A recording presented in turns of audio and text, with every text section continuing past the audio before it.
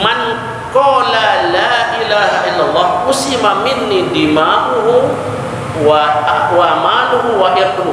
Saya ucap 2 kalimat syahadat, atau saya mau ucap la ilaha illallah Muhammad Rasulullah, atau man qala la ilaha illallah saja, saya ucap la ilaha illallah, terjaga orang tersebut dari darahnya, tidak boleh diganggu, tidak boleh ditumpahkan darahnya, terjaga hartanya, tidak boleh diganggu, terjaga kehormatannya, tidak boleh dibagi.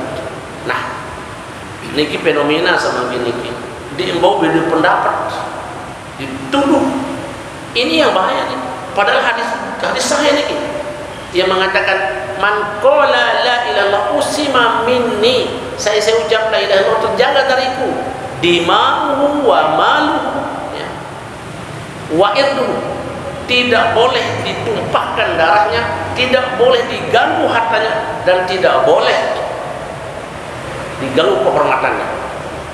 Ada kasus di zaman Rasulullah, kalau yang tidak salah di perang Badar, ada salah seorang sahabat bercerita itu mau usai perang ini, tapi salah seorang sahabat melihat sekelebatan ada orang, dia kejar orang itu, tentu Yahudi. Nah, Rasulullah sudah kumpul dengan sahabat yang lain, tapi satu orang dikejar orang itu tadi, ternyata orang Yahudi. Nah, orang Yahudi ini karena dikejar, begitu dekat langsung ucap asyhadu an la ilaha illallah wa asyhadu anna muhammadar rasulullah. Lagu udah sama malin udah bau, langsung tepas dengan yang mati. Dengan bangga kembali kepada Rasulullah berkata, ya Rasulullah, tadi setelah usai perang dia menemukan orang dan saya kejar. Begitu saya mau tebas dengan pedang, saya ucap la ilaha illallah, hai, saya tebas sampai mati. Rasul melototi dia, ataqtulu man qala la ilaha illallah, mati dengan saya ucap la ilaha illallah. Dia terpaksa tuh Rasulullah, dia merasa lagi nanya, ataqtulu man qala la ilaha illallah, mati dengan saya ucap la ilaha illallah. Dia kepepet tuh Rasulullah, dia lagi sampai 3 kali, ataqtulu man qala la ilaha illallah, sampai 3 kali. Oh, mati dengan saya ucap la ilaha illallah. Bukankah Rasul sudah bersabda, man qala la ilaha illallah usima minni dima'uhu wa irduhu wa maluhu. Saya ucap la ilaha illallah, dijaga darah, harta dan kehormatannya. Persoalan dia kepepet, persoalan dia etikatnya lain, persoalan apa saja tidak boleh kalau orang sudah ucap la ilaha illallah, apalagi mau dicaci maki atau lagi mau dihina. Karena Nabi sudah bilang begitu. Satu. Kedua, ketika ada informasi di zaman Rasulullah ada masjid yang dibangun dengan nama disebut Masjid Dirar. Masjid Dirar ini dibangun oleh 9 orang. Setelah ditelusuri ternyata yang membangun dan yang merancang masjid itu adalah orang-orang munafik. Tetapi ketika dia ditanya, kami bangun masjid untuk memudahkan kami beribadah agar tidak kami terlalu jauh tempat beribadah. Tetapi Rasul tahu ternyata masjid yang dibangun itu adalah sebagai tempat mereka untuk merancang bagaimana cara menjatuhkan Islam dan meruntuhkan Islam dari dalam. Ya. Nah, itu namanya Masjid Dirar. Ya. Begitu masjid itu dibangun oleh orang-orang munafik ini, datang Umar kepada Rasulullah. Ya Rasulullah, kan sudah jelas sekarang. Jelas apa Umar? Yang membangun Masjid Dirar itu kan orang-orang munafik. Izinkan saya bunuh, kata Umar. Mau keselamu, itu kata Umar. Apa kata Rasulullah? Umar, kalau anda bunuh sekarang, apa arti ucapan saya yang mengatakan man qala la ilaha illallah usima minni dima'uhu wa irduhu. Saya ucap la ilaha illallah, tidak boleh diganggu, darahnya tidak boleh ditumpahkan, hartanya tidak boleh diganggu, kehormatannya tidak boleh diganggu. Tapi kan dia munafik Rasulullah. Itu soal dia dengan Allah. 2. Yang ketiga,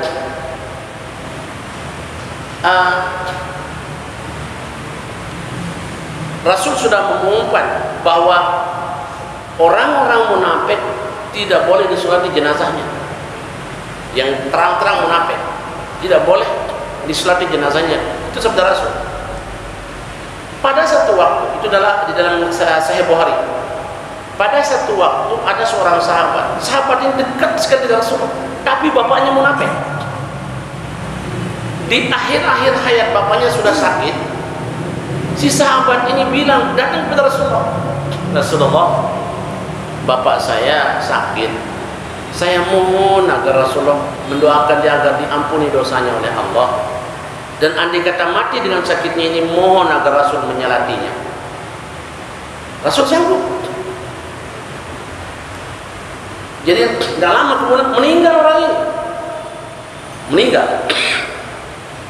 Nah, ketika dia disolati, Rasul datang. Padahal Rasul sudah mengatakan orang munafik tidak boleh disolati jenazahnya. Tapi karena anaknya ini, maka Rasul solati jenazahnya. Begitu Rasul mau takbir, mau sholat jenazah, Umar datang mencegah Rasulullah. Maaf Rasulullah, bukankah Rasul sudah mengatakan tidak boleh menyolati jenazah orang munafik? Apa kata Rasulullah? Iya Umar, tapi aku diberikan tawaran, boleh sholat, boleh tidak bagi. Tetapi Umar, untuk anda tahu, kata Rasulullah, andai kata pun saya akan mintakan dia agar diampuni dosanya oleh Allah, sampai 49 kali saya mintakan, tidak akan dia diampuni dosanya. Apa maknanya di situ? Ternyata Rasul sangat menghargai anaknya yang sahabat itu. Anaknya sahabat, bapaknya munafik. Anaknya minta kepada Rasulullah, tolong Rasulullah, sholat di jenazah bapak saya. Bagaimana coba bijaknya Rasul? Sampai begitu, padahal Rasul sudah mengatakan, awas, orang munafik tidak boleh disolati jenazahnya. Nah niki, mohon maaf sekalian, ini yang sebutkan itu adalah bagaimana bijaknya Rasul kepada orang yang sudah ucap kalimat la ilaha illallah. Karena syarat orang mendirikan sholat itu adalah Islam, dan Islam itu ya adalah wajib mengucapkan asyhadu an la ilaha illallah wa asyhadu anna Muhammadar Rasulullah. Ya. Hadis Nabi yang mengatakan, ya, dengan mengucapkan dua kalimat menjadi syarat untuk mendirikan sholat. Nah, setelah tiang pelungguh niki sebagai orang beriman mendirikan sholat, selalu ayat tentang perintah sholat itu beriringan dengan perintah zakat. Ada apa? Niki dalilnya mengatakan Likaulihi li Mu'az, sabda Nabi kepada Mu'az niki mengatakan, pad'uhum ila an yashhadu an la ilaha illallah wa anna Muhammadar Rasulullah, fa iza atahu laka bidzalik fa akhbirhum anna Allah qad farada alaihim 5 shalawat fi kulli yawmin wa lailatin. Ajak dan suruh dia untuk mengucapkan dua kalimat syahadat, asyhadu an la ilaha illallah. Jika mereka taat itu, maka suruh dia mendirikan sholat. Jika itu taat, suruh dia membayar zakat. Nah, kenapa ayat tentang perintah sholat beriringan dengan perintah dengan zakat? Jadi saya sering terungkapkan, ada hablum minallah, ada hablum minan nas. Nah, sholat ini bagian daripada cara kita hablum minallah, sedangkan zakat itu hablum minan nas.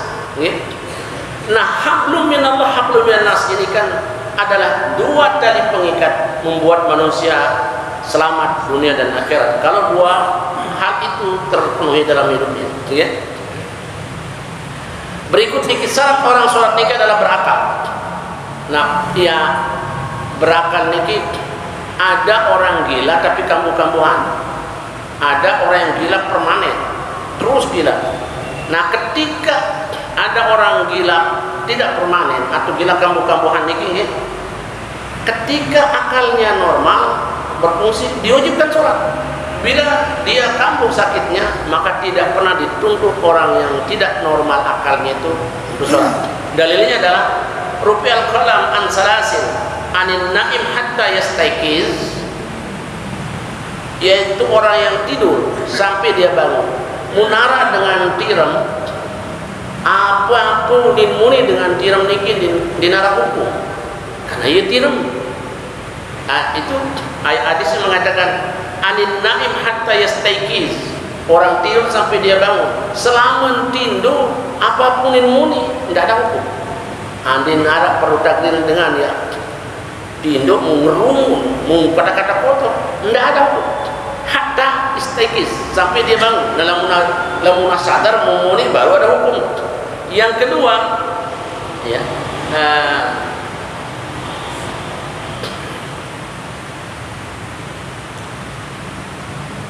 wa anis sabi hatta yahtalim, anak kecil sampai dia balik. Mohon maaf dikit, andis kata secara produktif karena kode dia tahu kena mau saling dorong menjerumusan batu, memati misal, maka anak ini tidak bisa dituntut secara hukum karena dia belum balik. Andil yang terjadi marah dikit. Satu adalah wanil majnun hatta yakilah, orang gila sampai normal akalnya sembuh. Nah, jadi kedua syarat dengan tertuntut sembahyang itu berakal. Kedua adalah al-bulu, keempat adalah dukhul waktiha. Maka alangkah nyaris miris kita dengan lamunara dengan beriman lagu tahu waktu sembahyang. Kan waktu sholat ini sudah ditentukan secara umum, tapi dia secara sengaja dia melakukan sholat yang dia tidak tahu secara pasti waktunya, kecuali kalau kita memang tidak punya pandoman di tempat tertentu. Nah, niki keparang syarat-syarat sah sembahyang. Dan yang kelima adalah an-naqa. Naqa niki suci zahiran wa batinan. Dia berhak dengan sembahyang lamun diman suci. An-naqa bersih zahir dari hadas besar maupun hadas kecil, dari najis dan kotoran. Dan naqa ini adalah batinan, adalah hatinya. Sehingga para ahli tasawuf menjelaskan tentang wudu batin. Wudu batin ini adalah istighfar dan bertobat. Ini wudu batin ini. Nah, oleh dalam kitab niki, kata naqa niki dijelaskan juga dalam bentuk yang sangat luas niki. Karena naqa niki nanti naqa ini bersih. Mohon maaf nih. Andi misal arak dengan sembahyang li suku tahu. Amu ngarak begelantung tali atau benang. Amu ternyata benang niki berdali bangkin pegang. Amu benang niki kena li awak dengan sesembahyang niki. Amu midu bergerak li awak dengan sembahyang, maka batal sholatnya karena berhubungan dengan bangkai. Lagu sama niki mas sekarang. Andi nara dengan berdua sejadah, mau menjeretin dan belincek di sejadah. Lagu tahu keliti di tembeli ini min sembahyang terjadi lagu dan bau kentok. Sah sholat. Maka benang sebegelantung kaitan kanci bangkin pegang yang mau berkaitan kejadian sembahyang itu batalkan sholat. Sedangkan tembeli sudah sejadah karena ikut bergerak. Nah, atas dasar niki ia munarah hukum kan dia terganggu sembahyang di atas sandal, lakukan dia ganggu dengan sembahyang bersandal, aku ganggu dengan sembahyang di atas sandal. Sebab lamun sembahyang bersandal mirun bergerak sandal, maka di bawah sandal kotoran. Lalu lamun sembahyang le atas sandal, atas no yang terkentuh di tempat kentuh bawah boleh. Kaitan kayak sebarang niki. Jadi sembahyang niki dan bau sembarang pegawai kecuali orang-orang yang harus naqa zahiran wa batinan, suci secara zahir maupun secara batin. Jemaah sekalian, selanjutnya niki ya. Mohon maaf, arah bacaan wajib dalam sembahyang, arah bacaan sunat, arah bacaan masih jadi perdebatan. Bacaan wajib dalam sembahyang niki takbiratul ihram, Fatihah, tahiyat, salam. Enggak niki. Andi yang main angan sembahyang musafat niki doang yang dibaca secara rukun, secara syar'i sudah sah.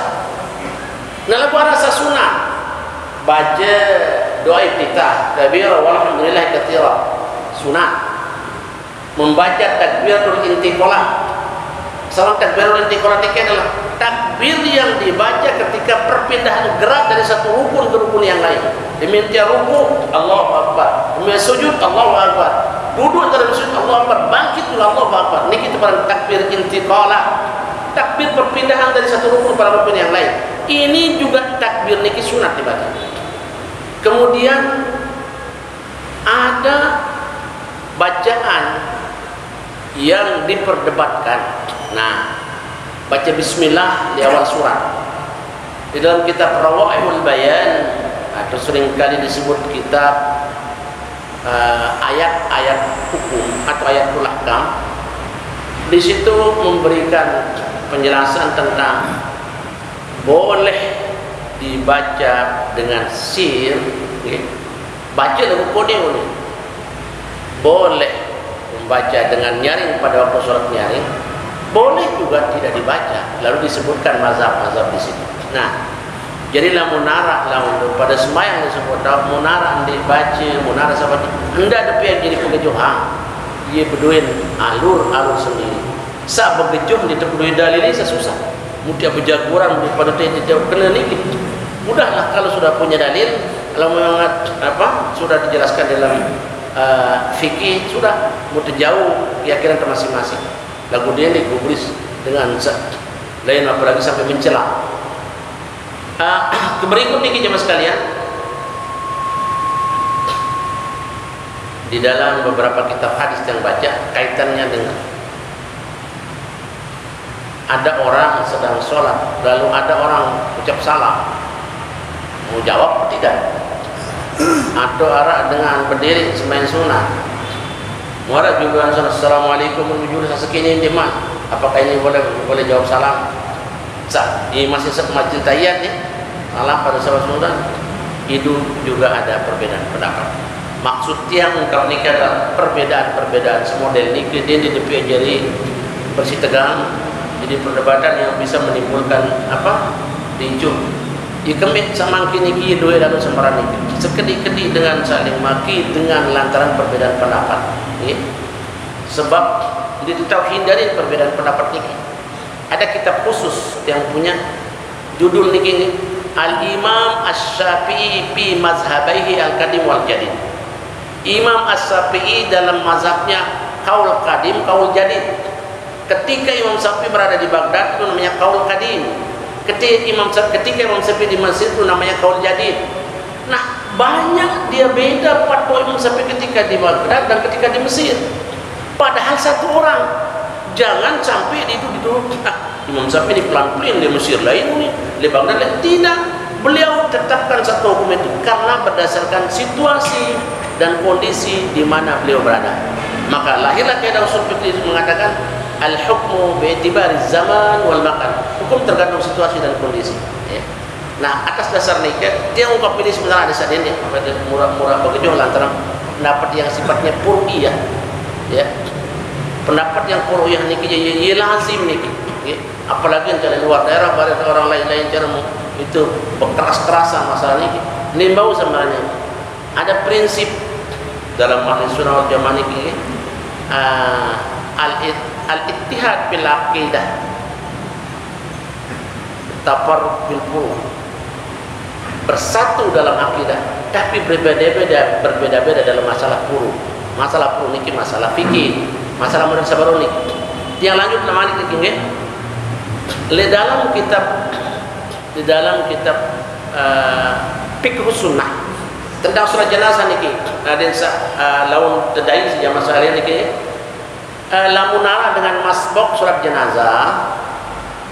Di dalam kitab niki terjelasan tapi yang terpilihan. Misal telah terdatang sembahyang jenazah, wa imam wa 2 kali takbir. Takbir itu demi itu mau dua kali takbir, imam salam. Apakah ia tengah rombok 2 kali takbir ada sama 4 takbir, atau itu imam salam? Di kitab itu menjelaskan kedua-duanya bau.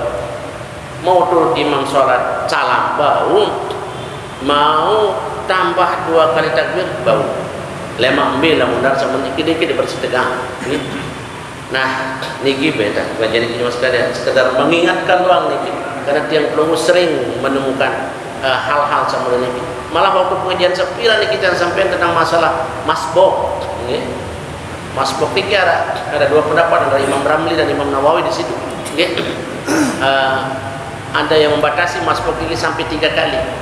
Ada yang membatasi dikit, lalu masyarakat tahu terus bersambung. Misalnya nih, ada dengan sembahyang, mau datang, wah mau 2 rakaat dengan takbir, dia mau 2 rakaat salam imam, terus dia datang dengan boleh muri, masbuk masih kan? Dia mau 2 rakaat niki salam imam, terus dia datang dengan malik upire tanya baru. Ada yang batasi sampai 3. Ada yang batasi selama masih ada ruang dan waktu, tidak ada batas. Andin ada ini, tidak jadi pergejuhan maksudnya. Yang ungkap hal-hal semacam ini agar jangan hal-hal buruk menjadi perpecahan di tengah-tengah masyarakat yang buruk. Dan sholat adalah sesungguhnya menjadi pemersatu hati dalam bentuk ya, dalam pandangan tasawuf nih ya.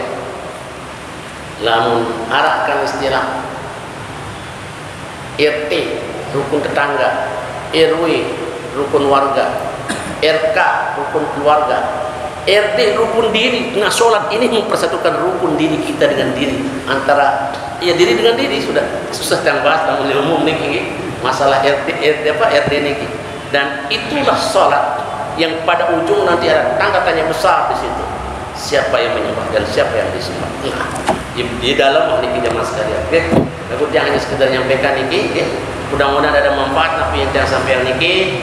Dan masalah sholat niki, masalah sholat niki adalah masalah yang sangat-sangat mendasar untuk yang perlu untuk dipahami secara baik dan jelas. Ini sampun terjadi niki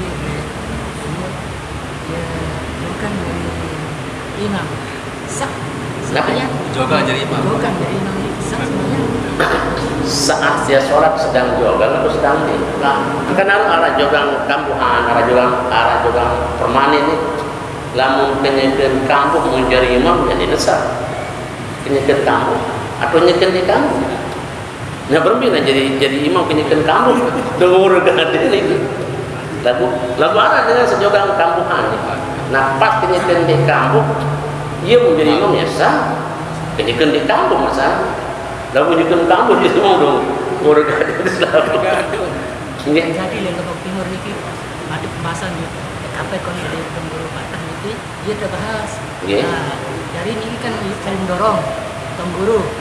Sedikit. Dari maju nih saja ini. Iya jadi imam. Tapi bacanya pasti. Berarti sudah enggak jauh kan? Ini normal. Ini jalan kambuhan, ini apa jalan permanen? Jalan permanen yang ada pulang sih. Ini kambuhan. Ia mungkin yang awal sih baru arah jalan kambuhan, arah jalan permanen. Nasa permanen ini kini nara bongkar. Perbedaan dapat. Namun kambuhan ini kan saat tertentu normal, saat tertentu kamu, nah ya mungkin kini normal gitu. Kan saya dorong Tengguru ini kita mulai jendul. Iya. Umat saja kan. Sang maranik. A'udzubillahi minasyaitonir rajim. Bismillahirrahmanirrahim. Alhamdulillahirabbil alamin. Hamdan yu'affi ni'amahu wa yukafi mazidah. Ya rabbana lakal hamdu kama yanbaghi li jalalika al-'azimi sultanik. Allahumma anfa'na ma 'allamtana wa 'allimna ma jahilna wa zid 'alaina ilman nafi'a warzuqna fahma. Allahumma faqqihna fid din wa 'allimna ilmal haqq wal yaqin wa 'allimna ilmal ma'rifah kama 'allamta 'ala al-'arifin. Allahumma astur qulubana wa astur awratina wa min rawatina. Allahumma ansurna fi kulli amrina wa yassir fi kulli amrina. Allahumma a'inna 'ala dzikrika wa syukrika wa husni ibadatik. Allahumma la tad'alna fi maqamina hadha dhanban illa ghafarta wa daynan illa qadayta wa la maridan illa shafaita wa la dhallan illa hadaita wa la jahlan illa 'allamta wa la hamman illa farajta wa la 'aiban illa satarta wa la hajatan min hawaiji dunya wal akhirah hiya laka salahan wa la qarida illa qadayta wa yassarta ya rabbal alamin. ربنا آتنا في الدنيا حسنة وفي الآخرة حسنة وقنا عذاب النار. صلى الله على سيدنا محمد وعلى آله وصحبه أجمعين. الحمد لله رب العالمين. الفاتحة.